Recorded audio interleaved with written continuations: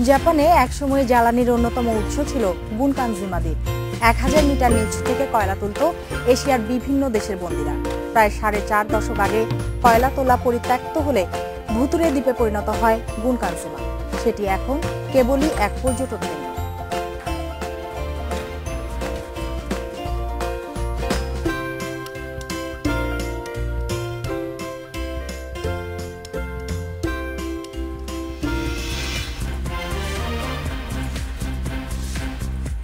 স্বাগত রাত 9টায় বাংলাদেশের সঙ্গে আছি আমি জাহিদ হোসেন। সবশেষের খবর আলোচনা বিশ্লেষণ নিয়ে সাথে আছি আমি সুমনা সিং। খেলার আনন্দ হতাশার খবর জানাতে আছে আমি জহির ভুঁইয়া। শুরুতেই জানিয়ে দেব শিরোনাম। দুর্নীতি প্রমাণ হলে খালেদার বিষয়ে সিদ্ধান্ত আদালতের, ভোটে আসবেই বিএনপি বলছেন মন্ত্রীরা।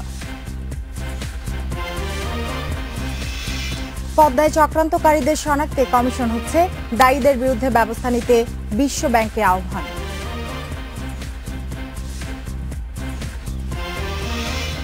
ঢাকায় রোল বল বিশ্বকাপ শুরু হচ্ছে কাল, প্রথম দিনে জয় চোখ স্বাগতিক দলে।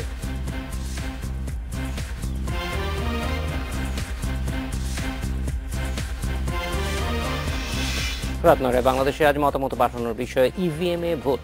মতামত পাঠাতে পারেন SMS অথবা ফেসবুকে। আপনাদের মতামত জানাবো সংবাদের পরের অংশে। বিএনপি চেয়ারপারসন বেগম খালেদা জিয়াকে গ্রেপ্তার বা জেলে পাঠানোর পরিকল্পনা সরকারের নেই বলে জানিয়েছেন সড়কমন্ত্রী ওবায়দুল কাদের। তিনি বলেছেন, দোষী সাব্যস্ত হলে তার বিষয়ে সিদ্ধান্ত দেবে আদালত। অন্যদিকে খাদ্যমন্ত্রী কামরুল ইসলামের দাবি, খালেদার সাজা হলে বিএনপি ভাঙবে এবং নির্বাচনেও অংশ নেবে। দুর্নীতির 2 মামলায় বিচার চলছে খালেদা জিয়ার। তবে বিএনপি চেয়ারপারসনকে দোষী সাব্যস্ত করে রাজনীতি ও নির্বাচন থেকে দূরে রাখাই এর উদ্দেশ্য বলে অভিযোগ বিএনপির। আর এই প্রেক্ষিতেই খালেদা জিয়া গ্রেপ্তার হলে দেশে কোনো নির্বাচন হবে না বলে হুঁশিয়ারি করেন দলের মহাসচিব। মিথ্যা মামলায় সাজা দিয়ে যদি জেলে পাঠানো হয় তাহলে এই দেশে নির্বাচন হবে না। মির্জা ফখরুলের এই মন্তব্যের প্রতিক্রিয়ায় আওয়ামী লীগ নেতারা বলছেন, খালেদা জিয়ার মামলার নিষ্পত্তি হবে আইন অনুযায়ী, তবে নির্বাচন হবে বর্তমান সরকারের অধীনে। খালেদা জিয়ার সাজা প্রসঙ্গে বিএনপির নির্বাচন বন্ধে হুমকির সমালোচনাও করেন তারা। বাংলাদেশে নির্বাচন স্থগিত করার ক্ষমতা, নির্বাচন বন্ধ করার ক্ষমতা যে বিএনপির নাই, এটা 2014 সালের 5 জানুয়ারি তারা প্রমাণ করেছে। এই নির্বাচন বন্ধ করার শক্তি বিএনপির হবে না। দোষী সাব্যস্ত হলে আদালত কাকে কি দণ্ড দেবে এবং কত বছরের জেল দেবে অথবা দণ্ড মওকুফ করবে, সে তো আদালতের বিষয়। এ ব্যাপারে তো আমাদের পার্টি বা সরকারের কোনো করণীয় নেই। সংবিধান এবং নির্বাচনও কারোর জন্য অপেক্ষা করবে না। যে কোনো ইস্যুতে বিএনপি সুযোগ নেয়ার চেষ্টা করে, অভিযোগ খাদ্যমন্ত্রীর। নতুন নির্বাচন কমিশন নিয়ে সমালোচনার পর এবার খালেদা জিয়ার মামলা নিয়ে তারা পরিস্থিতি ঘোলা করতে চাইছে বলেও মন্তব্য করেন তিনি। বেগম খালেদা জিয়ার সাজা হলে বিএনপি দ্বিধাবিভক্ত হবে, এতে কোনো সন্দেহ নাই, এবং সেই প্রত্যেকটি ভাগে নির্বাচনে আগামী নির্বাচনে অংশগ্রহণ করবে। এদিকে সরকার নয়, মামলার রায় আদালত দেবে বলে নারায়ণগঞ্জে জানান স্বরাষ্ট্রমন্ত্রী। যে পরিমাণ অপরাধ করবে সেই পরিমাণ শাস্তি ভোগ করতেই হবে। Mizanur Rahman, independent News, Dhaka. নিরপেক্ষভাবে দায়িত্ব পালনে আবারও আশ্বাস দিলেন নতুন নির্বাচন কমিশনার KM নুরুল হুদা। জাতীয় স্মৃতিসৌধে সকালে মুক্তিযুদ্ধে শহীদদের প্রতি শ্রদ্ধা জানিয়ে তিনি এ আশ্বাস দেন। সকালে নির্বাচন কমিশনারদের সঙ্গে নিয়ে জাতীয় স্মৃতিসৌধে ফুল দেন প্রধান নির্বাচন কমিশনার। পরে জাতীয় স্মৃতিসৌধের পরিদর্শন বইয়ে সই করেন CEC। এ সময় তিনি সাংবাদিকদের বলেন, সবার আস্থা অর্জনে নিরপেক্ষভাবে কাজ করবে নির্বাচন কমিশন। সাভার থেকে ফেরার পর নির্বাচন কমিশন কার্যালয়ে দুপুরে প্রায় 1.5 ঘণ্টা কমিশনের কর্মকর্তাদের সাথে বৈঠক করেন CEC ও নতুন কমিশনাররা।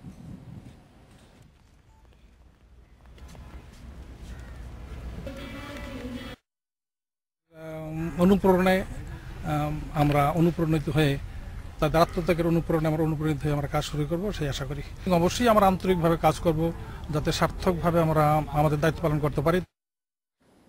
আদালতের নির্দেশনা অনুযায়ী পদ্মা সেতু নিয়ে ষড়যন্ত্রকারীদের শনাক্তে কমিশন করতে যাচ্ছে সরকার, এমন তথ্য জানিয়েছে খাদ্যমন্ত্রী কামরুল ইসলাম। আর আইনমন্ত্রী আনিসুল হক বলেছেন, বিশ্বব্যাংকের যেসব কর্মকর্তা বাংলাদেশের সুনাম হানিতে জড়িত তাদের বিরুদ্ধে ব্যাংকটিকেই ব্যবস্থা নিতে হবে। সকালে আলাদা দুটি অনুষ্ঠানে এসব কথা বলেন দুই মন্ত্রী। পদ্মা সেতু প্রকল্প নিয়ে ষড়যন্ত্রকারীদের শনাক্তে বুধবার রুল দেয় হাইকোর্ট। একই সঙ্গে সরকারকে ৩০ দিনের মধ্যে আদেশের অগ্রগতি জানানোর নির্দেশও দেয় আদালত। আর আদালতের এই আদেশের প্রেক্ষিতেই সরকার ষড়যন্ত্রকারীদের ধরতে কমিশন গঠন করতে যাচ্ছে বলে জানিয়েছেন খাদ্যমন্ত্রী। পাশাপাশি দেশের বিরুদ্ধে অপপ্রচারকারী যেই হোক তাদের বিরুদ্ধে কড়া ব্যবস্থা নেওয়া হবে বলেও হুঁশিয়ার করেছেন তিনি। সুপ্রিম কোর্টের নির্দেশ অনুযায়ী অবশ্যই ষড়যন্ত্রকারীদের খুঁজে বের করার জন্য কমিশন গঠন করা হবে এবং সেই কমিশন ডক্টর ইউনূস কেন যাদের বিরুদ্ধে এই ষড়যন্ত্রের অভিযোগ প্রমাণিত হবে সেই কমিশনের মাধ্যমে তাদেরকে বিচারের কাঠগড়ায় দাঁড় করানো হবে, তাতে কোনো সন্দেহ নাই। চুক্তি অনুযায়ী বিশ্বব্যাংকের বিরুদ্ধে মামলা করার সুযোগ নেই বাংলাদেশের। আর সবার আস্থা ফেরাতে বিশ্বব্যাংকের যেসব কর্মকর্তা এই অন্যায়ে জড়িত তাদের বিরুদ্ধে ব্যবস্থা নেওয়ার তাগিদ আইনমন্ত্রীর। আমাদের বিরুদ্ধে এই অবিচার করেছেন তাদের বিরুদ্ধেও ব্যবস্থা নিতে পারেন, কিন্তু আমার কথা হচ্ছে বিশ্বব্যাংককে আমাদের আস্থা অর্জন করার জন্য একটা ব্যবস্থা নিতে হবে, যাতে শুধু বাংলাদেশ নয় বিশ্বের অন্যান্য দেশও মনে করতে পারে যে কোনো অন্যায় হলে বিশ্বব্যাংক তার প্রতিকার করে। পদ্মা সেতুতে দুর্নীতি চেষ্টার অভিযোগে বরাদ্দ বাতিল করে বিশ্বব্যাংক, তবে কানাডার আদালতে খারিজ হয়ে যায় সেই অভিযোগ। জান্নাতুল ফেরদাউস, ইন্ডিপেন্ডেন্ট নিউজ, ঢাকা। জাহিদ, প্রধানমন্ত্রী শেখ হাসিনা কিন্তু বরাবরই বলে আসছিলেন যে পদ্মা সেতু প্রকল্প নিয়ে বিশ্ব ব্যাংকের অভিযোগ তোলা এটি বাংলাদেশের বিরুদ্ধে একটি ষড়যন্ত্রের অংশ এবং এতে বাংলাদেশি 2-1 জড়িত। এই বিষয়টি আসলে অবশ্যই অভিযোগ, যেমন এর আগে পদ্মা সেতুতে দুর্নীতি হচ্ছে এই নিয়ে যে অভিযোগটি উঠেছিল সেই অভিযোগটি কানাডার আদালতে প্রমাণ হয়নি। বাংলাদেশেও নানান রকম অভিযোগ বলা হচ্ছে। এই বিষয়টি আমার মনে হয় যে আলোচনা অভিযোগের মধ্যে না থেকে আদালত যে নির্দেশনা দিয়েছে একটি নিরপেক্ষ কমিশনের মধ্য দিয়ে যদি খুঁজে বের করা হয়, সত্যি যদি এই ষড়যন্ত্র কেউ করে থাকে তাদেরকে অবশ্যই দৃষ্টান্তমূলক শাস্তি দেয়া প্রয়োজন, কারণ এরকম একটি বিষয় যেটি দেশের স্বার্থ বিরোধী এবং আমরা জানি যে উন্নয়নের বিরোধী একটি কর্মকাণ্ড, সেটির জন্য অবশ্যই শাস্তি পাওয়া প্রয়োজন। তবে আনিসুল হক যে কথাটি বলেছেন সেটি অনেক বেশি গুরুত্বপূর্ণ আমার কাছে, এই জন্য যে বিশ্বব্যাংককে আমাদের আস্থা অর্জনের জন্য একটা দায়িত্ব আছে অবশ্যই সবারই, কিন্তু আমরা বিশেষভাবে তাদের আস্থা মানে তাদেরকে আমরা আস্থায় নিতে পারছি না। এই পদ্মা সেতু প্রকল্প বাস্তবায়ন নিয়ে যে ঘটনাগুলি ঘটেছে সেক্ষেত্রে বিশ্বব্যাংককে নিজ থেকে, কারণ আমরা জানি যে বিশ্বব্যাংক কিছু দায় মুক্তি কিন্তু পায়, সেটার জন্য তাদের বিরুদ্ধে সরাসরি কোনো মামলাও হয়তো করা যাবে না, কিন্তু দায় মুক্তিটা দেওয়াই হয়তো এক ধরনের বিশ্বাস থেকে যে তাদেরকে এই ধরনের দায় কখনোই নিতে হয় এরকম কোনো কাজই তারা কখনো। আমরা সাধারণত সহিংসতা রাজপথে দেখে অভ্যস্ত, এর কারণে রাষ্ট্রীয় সম্পদ নষ্ট হওয়ারও অনেক নজির আমরা দেখেছি। এই ক্ষেত্রটিতে রাজপথে কিন্তু কোনো সহিংসতা হয়নি, কিন্তু হাইপোথেটিক্যালি যদি আমরা দেখি ব্যাপারটা, পুরো একটি গুরুত্বপূর্ণ সেতু কিন্তু ধ্বংস হয়ে গেছে, যে কারণে এর পেছনে যদি কোনো ষড়যন্ত্র কেউ যদি করে থাকে সেটি বের করে আনা খুবই জরুরি হয়ে দাঁড়িয়েছে সময়। তার চেয়ে বড় কথা হচ্ছে যে এইটির কারণে সারা বিশ্বেই কিন্তু বাংলাদেশের একটা ভাবমূর্তি সংকটে পড়তে হয়েছিল। আমাদের একটি বিরতিতে যেতে হবে, 9টায় বাংলাদেশে নিচ্ছি ছোট্ট একটি বিরতি। 4 দিন ধরে রাজধানীর কোথাও গরু ও খাসির মাংস পাওয়া যাচ্ছে না। হাটে ইজারাদারের অতিরিক্ত খাজনা আদায় এবং পুলিশি হয়রানি বন্ধের দাবিতে ধর্মঘট করছেন মাংস ব্যবসায়ীরা। এই সুযোগে বেড়ে গেছে মুরগির দাম, বিপাকে পড়েছেন ভোক্তারা। রাজধানীতে প্রায় 5000 মাংসের দোকান রয়েছে, তারপরও এসব দোকানে প্রতিদিনই থাকে ভিড়, কিন্তু সোমবার থেকে একেবারে ফাঁকা। অলস সময় কাটাচ্ছেন মোহাম্মদপুর, কাপ্তান বাজার ও কারওয়ান বাজারের মাংস ব্যবসায়ীরা। গাবতলী গরু হাটে উনি ইজারাদার একটা গরুতে সরকার রেট করে দিয়েছিল 50 টাকা, এটা নিতেছে উনি 400 টাকা, 500 টাকা নিতেছে। এর জন্য আমরা সবাই মিলে এখন কি করবো, ত্যাগ স্যার না পারে আমরা এটা বন্ধ করে দিয়েছি, যে আমরা এমপি মরতেছি, এমপি মরি, কি করবো এখন। তাদের অভিযোগ, ঢাকায় হাসিল ধার্য ছিল গরু প্রতি 50 টাকা, মহিষ 70 এবং ছাগল ও ভেড়ার জন্য 15 টাকা, কিন্তু আদায় হচ্ছে 10 থেকে 12 গুণ। অভিযোগটা আমরা করতেছি গাবতলী গরু হাটের ইজারাদার, চামড়া ব্যবসায়ী এবং হুন্ডি ব্যবসায়ী যে অত্যাচারগুলো করতেছে, এই অত্যাচারের মূল হোতা হইল ঢাকা সিটি কর্পোরেশনের প্রধান নির্বাহী কর্মকর্তা এবং প্রধান সম্পত্তি কর্মকর্তা। এই সুযোগে কেজিতে 10 টাকা পর্যন্ত দাম বাড়িয়ে দিয়েছে মুরগি ব্যবসায়ীরা। যার দায় টানতে হচ্ছে ক্রেতাদের। মুরগির দামটাও আছে না আগের তুলনায় কিছু চড়া, মানে এই কার্যকরী পদক্ষেপ আসলে সরকারকে নেওয়াটা দরকার। খাসি মাংস কিনতে এসে বাধ্য হয়ে এখন পোল্ট্রি মুরগি কিনতে হচ্ছে। বাজারে আসলে কোনো মাংসই নেই, খাসি কি গরু, আসলে এইভাবে চললে হয় না। আমাদের কাস্টমারের দিকে সরকার একটু নজর দেওয়া উচিত। মাংস ব্যবসায়ীদের ধর্মঘট প্রত্যাহারে এখনো কোনো উদ্যোগ দেখা যাচ্ছে না। জানা গেছে রোববার বাণিজ্য মন্ত্রণালয়ে বসতে পারে বৈঠক। Shahid Ahmed, independent News, Dhaka. রাত 9টায় বাংলাদেশে নিচ্ছি আরেকটি বিরতি। রাত 9:18 ফিরে এলাম রাত 9টায় বাংলাদেশে। সেনাবাহিনী বিশ্বে বাংলাদেশের ভাবমূর্তি উজ্জ্বল করছে বলে মন্তব্য করেছেন রাষ্ট্রপতি আব্দুল হামিদ। রাজশাহী সেনানিবাসে দ্বিতীয় বীর পুনর্মিলনী উপলক্ষে আয়োজিত কুচকাওয়াজ অনুষ্ঠানে তিনি এই মন্তব্য করেন। রাষ্ট্রপতি বলেন, সেনাবাহিনীতে প্রশিক্ষণ কার্যক্রম আরও আধুনিক ও যুগোপযোগী করার উদ্যোগে নেওয়া হয়েছে। প্রশিক্ষণের পাশাপাশি সেনা সদস্যদের উচ্চশিক্ষার জন্য পদক্ষেপ নিয়েছে সরকার। স্বল্প সময়ের মধ্যেই এই রেজিমেন্ট সাধারণ মানুষের জন্য কাজ করে সেবার উজ্জ্বল দৃষ্টান্ত তৈরি করেছে। বর্তমান সরকারের রূপ প্রকল্প 2021 এর আলোকে বাংলাদেশ সেনাবাহিনীর ফোর্সেস গোল 2030 প্রস্তুত করা হয়েছে। ফোর্সেস গোল অনুযায়ী সেনাবাহিনী সাংগঠনিক কাঠামো বিন্যাস ও পরিবর্তনের পাশাপাশি আধুনিকায়ন প্রক্রিয়া ইতিমধ্যে শুরু হয়েছে। সিমি, আরো কিছু খবর আছে, সেগুলি জানার আগে একটু জহির ভুঁইয়ার কাছে জানবো যে খেলাধুলার কি খবর আছে। খুব ভালো একটি খবর আছে, কাল পর্দা উঠছে রোল বল বিশ্বকাপের। আর প্রথম দিনই রোল বলটাই আসলে খুবই অপরিচিত বাংলাদেশের জন্য, একটু অপরিচিত, তবে খুব একটা ইতিহাস কিন্তু খুব নতুন না। অনেকদিন ধরে কিন্তু রোল বল খেলা হচ্ছে, হয়তো খুব একটি জনপ্রিয় হয়নি, ফেডারেশন হয়তো খুব একটা বড় নয়, কিন্তু অনেকদিন ধরেই কিন্তু রোল বল খেলা হচ্ছে এবং অনেকগুলি দলই আসলে অংশ নিচ্ছে, 40টার উপরে দেশ, অনেকগুলো দেশই কিন্তু আসছে। জাহিদ, এই খবরগুলো জানিয়ে দিচ্ছে একটা বিরতির পর। বিরতির পর ফিরে এসে অন্যান্য খবরের সাথে আরো জানাচ্ছি। বিশ্বকাপের চূড়ান্ত পর্বে যাওয়ার অপেক্ষায় রুমানার দল। সুপার 6-এ কাল ভারত বাধা।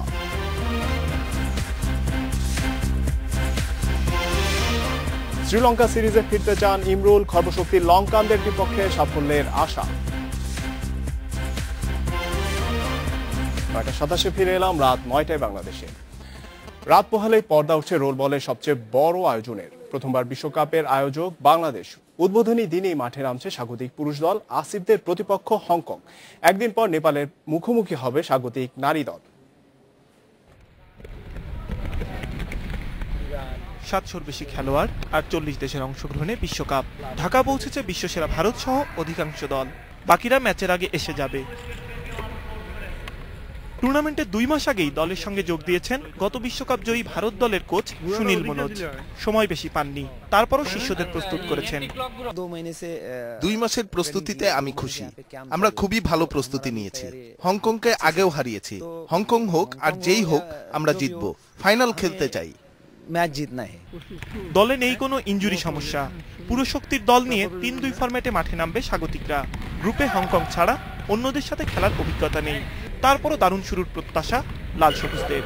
প্রথম খেলা আমাদের, সবগুলো প্লেয়াররাই খুব উত্তেজিত এবং এক্সাইটেড। সবচেয়ে বড় ব্যাপার হচ্ছে দীর্ঘ 3 মাস আমাদের ট্রেনিংয়ের পর এটাই আমাদের প্রথম পরীক্ষা। সবাই এই পরীক্ষায় ফার্স্ট হওয়ার জন্য, A+ পাওয়ার জন্য রেডি, এবং আশা করব আমাদের বাচ্চারা, আমাদের প্লেয়াররা সবাই ভালো খেলবে। পুরুষ দলের তুলনায় অভিজ্ঞতায় পিছিয়ে থাকলেও আত্মবিশ্বাসের কমতি নেই নারীদের। প্রতিপক্ষ নেপাল ও ফিলিপিনকে হারিয়ে পরের রাউন্ডের স্বপ্ন দেখছে নাজনীনের দল। অনেক ভালো লাগতেছে, আমরা অনেক এক্সাইটেড অ্যান্ড প্রাউড যে দেশের মাটিতে আমরা ওয়ার্ল্ড কাপ খেলতে পারছি। এবার অনেক ভালো প্রিপারেশন আমাদের, ইনশাল্লাহ আমরা ভালো কিছু করব। ঘরের মাঠে রোল বল বিশ্বকাপের সবচেয়ে বড় আসর। পারফর্ম করে বিশ্বকাপকে স্মরণীয় করে রাখার হাতছানি আসিফ নাজনীনদের সামনে। কৌশিক সুর, ইন্ডিপেন্ডেন্ট নিউজ। নারী বিশ্বকাপ বাছাইয়ের সুপার 6-এর দ্বিতীয় ম্যাচে কাল মাঠে নামছে বাংলাদেশ। তাদের প্রতিপক্ষ ফেভারিট ভারত। খেলা শুরু বাংলাদেশ সময় সকাল 10:30টায়। নারী ক্রিকেটে অন্যতম শক্তিশালী দল ভারত, এশিয়ার মধ্যে সেরা। বাছাই পর্বেও অপ্রতিরোধ্য। সুপার 6-এর প্রথম ম্যাচে সাউথ আফ্রিকাকে হারিয়ে শুভ সূচনা করেছে তারা। জয় পেলে বিশ্বকাপের চূড়ান্ত পর্বের পথে অনেকটা এগিয়ে থাকবে টাইগ্রেসরা। রুমানা জাহানারা পান্নারাও আছেন ছন্দে। সুপার 6-এর প্রথম ম্যাচে আয়ারল্যান্ডকে হারিয়েছে সহজে। 7 উইকেটের জয়ে আত্মবিশ্বাস বাড়িয়ে রেখেছে বাংলাদেশের মেয়েরা। সাঙ্গাকারা, জয়বর্ধনে, দিলশান বাংলাদেশকে যথেষ্ট ভুগিয়েছেন। এই তিনজন না থাকায় শ্রীলঙ্কা সফরে এবার সাফল্য পেতে কষ্ট কম হবে বলছেন ইমরুল কায়েস। সিরিজের আগে পুরো ফিট হয়ে উঠবেন বলে আশা করছেন তিনি। ম্যাচ ফিটনেস ফিরে পেতে বিসিএল এ খেলবেন টাইগার ওপেনার। ইমরুলের কপাল মন্দ। নিউজিল্যান্ডের দ্বিতীয় টেস্ট মিস করার আক্ষেপ মেটাতে বোধহয় একটু ঝুঁকি নিয়েছিলেন। হায়দ্রাবাদের ঐতিহাসিক টেস্ট খেলার লোভ সামলাতে পারেননি। প্রস্তুতি ম্যাচের চোট আবারও ইমরুলকে বঞ্চিত করে। শ্রীলঙ্কা সফর কোনো মতেই মিস করতে চান না। পুরো ফিট হতে পরিশ্রম করছেন। বিসিএল এ খেলে ম্যাচ ফিটনেস পরখ করে নেবেন টাইগার ওপেনার। স্পিন দিচ্ছি, লং রানিং করেছি এবং ব্যাটিং করছি লং টাইম ধরে।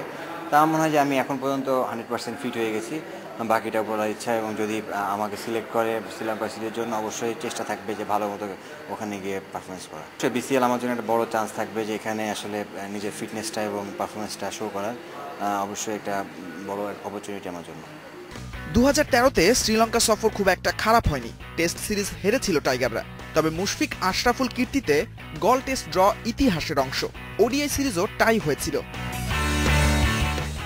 তখনকার সঙ্গে লঙ্কানদের এখনকার দলটার পার্থক্য অনেক। 3 পরিচিত শত্রু মাহেলা, সাঙ্গা, দিলশান নেই। তরুণ অনভিজ্ঞ ম্যাথিউসের দলকে বসে আনা একটু সহজই হবে। ইমরুলের বিশ্বাস 3 ফরম্যাটে আসবে সাফল্য। অবশ্যই সাঙ্গাকারা, মাহেলা একটা টিমে যখন ছিল শ্রীলঙ্কা, আসলে দুজনেই পুরো ম্যাচ ওরা দুজনেই চেঞ্জ করতো। সো ওরা না থাকাতে অবশ্যই আমাদের টিমের জন্য পজিটিভ সাইড। নিউজিল্যান্ডের পর থেকে আমরা ইন্ডিয়া থেকে ভালো করেছি, এবং এই পারফরমেন্সটা যদি আমরা শ্রীলঙ্কাতে শো করতে পারি, আমার মনে হয় ডেফিনেটলি বাংলাদেশ টিম রেজাল্ট পাবে এবং ভালো করবে। গত শ্রীলঙ্কা সফরের দলে ইমরুলকে বিবেচনা করেননি নির্বাচকরা। এখন তামিমের সঙ্গী হিসেবে অন্তত টেস্টের প্রথম পছন্দ তিনি। তবে গত 2 টেস্টে তার অনুপস্থিতিতে সম্মত মন্দ করেননি। ইমরুলের চ্যালেঞ্জ তাই বড় হচ্ছে। সাইদ সাদি, ইন্ডিপেন্ডেন্ট নিউজ, ঢাকা। পর্যাপ্ত প্রস্তুতি ছাড়াই শনিবার চট্টগ্রামে মাঠে গড়াচ্ছে শেখ কামাল আন্তর্জাতিক ক্লাব কাপের দ্বিতীয় আসর। হাতে মাত্র একদিন সময় আছে, কিন্তু এখনো মাঠ তৈরি করতে পারেনি কমিটি। এছাড়া বন্দরনগরীতে প্রচারণাও শুরু করতে পারেনি আয়োজকেরা। এম এ আজিজের এই মাঠে দিন 15 আগে হয়েছে জমজমাট কনসার্ট। সেই আয়োজনে খুঁটি পোতার ক্ষত এখনো কাটেনি। মাঝ মাঠে ক্রিকেট পিচের দাগ এখনো স্পষ্ট। এবড়ো থেবড়ো মাঠের বেশিরভাগ ধূসর। রুক্ষ মাঠে কোথাও কোথাও ঘাসও নেই। এমন অপ্রস্তুত মাঠেই গড়াচ্ছে শেখ কামাল আন্তর্জাতিক ফুটবল টুর্নামেন্টের দ্বিতীয় আসর। মাঠের অভিভাবক সিজেকেএস অবশ্য বলছে খেলা শুরুর আগেই ঠিক হয়ে যাবে, তবে কোন জাদুতে হবে সেটি স্পষ্ট নয়। মাঠে জানেন এটা সিজনটাই কিন্তু ডিসকালারের সিজন, তবু আমরা চেষ্টা করেছি, যেটা বাংলাদেশে একমাত্র স্টেডিয়াম যেখানে আমাদের নিজস্ব অটোমেটিক্যালি পানি ছিটানোর ব্যবস্থা আছে। আমরা সেই ইতিমধ্যেই 80% মাঠ কিন্তু সবুজ হয়ে গেছে। তা আমরা আশা করছি আর 2 দিনের মধ্যে বাকি অংশ সবুজ হয়ে যাবে। টুর্নামেন্টের গত আসরে চট্টগ্রামে বেশ ভালো সাড়াই ফেলেছিল শেখ কামাল ক্লাব কাপ। অনেকদিন পর ফুটবলকে ঘিরে নড়ে বসেছিল ফুটবল ভুলতে বসা সমর্থকরা। কিন্তু এবার দ্বিতীয় আসরের একদিন আগেও খুব বেশি তোড়জোড় নেই টুর্নামেন্ট ঘিরে। প্রচারণায় ঘাটতি স্বীকার করছেন আয়োজকরাও। টুর্নামেন্টে যে সমস্ত ল্যাপসেসগুলো এখন আছে, ছোটোখাটো যে সমস্ত বিষয়গুলো আছে, এগুলোকে নজর দিচ্ছি আমরা, এবং 18 তারিখের মধ্যে সবকিছু কমপ্লিট হয়ে যাবে এবং টুর্নামেন্ট সুষ্ঠুভাবে এটা মাঠে গড়াবে। বাংলাদেশ, কোরিয়া, কিরগিজস্তান, নেপাল, মালদ্বীপ ও আফগানিস্তানের 8টি ক্লাব অংশ নিচ্ছে এবারের আসরে। অনুপম শীল, ইন্ডিপেন্ডেন্ট নিউজ, চট্টগ্রাম। খেলার খবরে এই ছিল আমার কাছে সবশেষ। আরো কিছু খবর জানাবেন সিমি এবং জাহিদ। ধন্যবাদ জহির। আমাদের কাছে আরো কিছু খবর আছে, জানিয়ে দিচ্ছি সেগুলো। ঢাকা ইডেন, বদরুন্নেসা, তিতুমির, মিরপুর বাংলা কলেজ সহ 7টি কলেজকে ঢাকা বিশ্ববিদ্যালয়ের অধিভুক্ত করা হয়েছে। ঢাকা বিশ্ববিদ্যালয়ের উপাচার্যের সঙ্গে বৃহস্পতিবার কলেজগুলোর অধ্যক্ষদের বৈঠকে এ সিদ্ধান্ত হয়। প্রধানমন্ত্রীর নির্দেশনা বাস্তবায়নের লক্ষ্যে ও শিক্ষা মন্ত্রণালয়ের সিদ্ধান্তের পরিপ্রেক্ষিতে এসব কলেজকে বিশ্ববিদ্যালয়ের অধিভুক্ত করা হলো। এখন থেকে এসব কলেজের শিক্ষার্থীদের ভর্তি প্রক্রিয়া ও পরীক্ষা ঢাকা বিশ্ববিদ্যালয়ের অধীনে পরিচালিত হবে। ঢাকা বিশ্ববিদ্যালয়ের পাঠ্যসূচি অনুযায়ী পরিচালিত হবে শিক্ষা কার্যক্রম। এসব কলেজে স্নাতক ও স্নাতকোত্তর পর্যায়ে 1,67,236 জন শিক্ষার্থী রয়েছেন। শিক্ষক রয়েছেন 1,149 জন।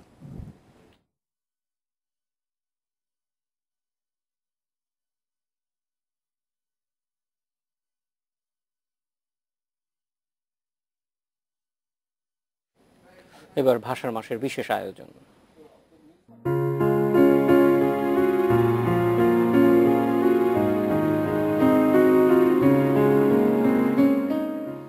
ভাষা আন্দোলনের স্মৃতি বিজড়িত আমতলা সংরক্ষণের উদ্যোগ নেই, দায়িত্ব নিতে রাজি নয় সিটি কর্পোরেশন ও ঢাকা মেডিকেল কলেজ কর্তৃপক্ষ। ইতিহাসবিদেরা বলছেন জাতির ঐতিহাসিক দায় থেকে জায়গাটি সংরক্ষণে দ্রুত পদক্ষেপ নেওয়া দরকার। 1952 সালে এই জায়গায় ছিল ঢাকা বিশ্ববিদ্যালয়ের কলাভবন, আর এর সামনে ছিল বড় একটি আম গাছ। ভাষা আন্দোলনের সময় এখানেই হয়েছে বিভিন্ন সভা সমাবেশ। রাষ্ট্রভাষা বাংলার দাবিতে 21 ফেব্রুয়ারির যে মিছিলে পুলিশ গুলি চালায়, সেই মিছিলও বেরিয়েছিল এখান থেকে। ভাষা আন্দোলনের দীর্ঘ 65 বছরেও সংরক্ষণ করা হয়নি আমতলা এলাকাটি। 52 মিছিল স্লোগানে উত্তাল জায়গার একটি অংশ জুড়ে এখন অসংখ্য ভাসমান দোকান, আর গেট ভবনের ভেতর দুপাশে বাস করছে দুটি পরিবার। হয়তো একটা চত্বর করা যেতে পারে আমতলার নাম, যেটা স্মৃতি বহন করবে, কারণ সবকিছু এখান থেকে মুছে ফেলা হয়েছে। শুধু আমতলা কেন, সমস্ত স্মৃতি এভাবে আস্তে আস্তে অবলুপ্ত হয়ে যাচ্ছে, কারণ আমাদের ঐতিহ্যপ্রীতি নেই, সরকারেরও ঐতিহ্যপ্রীতি নেই। ঢাকা মেডিকেল কলেজ কর্তৃপক্ষের দাবি, গেটের বাইরের অংশ সিটি কর্পোরেশনের আওতায় হওয়ায় অবৈধ দখলদার উচ্ছেদ করতে পারছেন না তারা। তবে গেটের ভেতরের অংশ সংরক্ষণের উদ্যোগ নেওয়া হয়েছে। এখানে সামনে যে জায়গায় যে দোকানপাট, এটা আমরা আমাদের উদ্যোগে এবং সিটি কর্পোরেশনের সহায়তায় এবং পুলিশের সহায়তায়, শাহবাগ থানার পুলিশের সহায়তায় বহুবার উচ্ছেদ কার্যক্রম চালানো হয়েছে, প্রায়ই চালানো হয়, কিন্তু এইটা ধরে রাখার তো আসলে আমাদের ওইভাবে জনবল নাই। অন্যদিকে সিটি কর্পোরেশনও সংরক্ষণের দায়িত্ব নিতে রাজি নয়।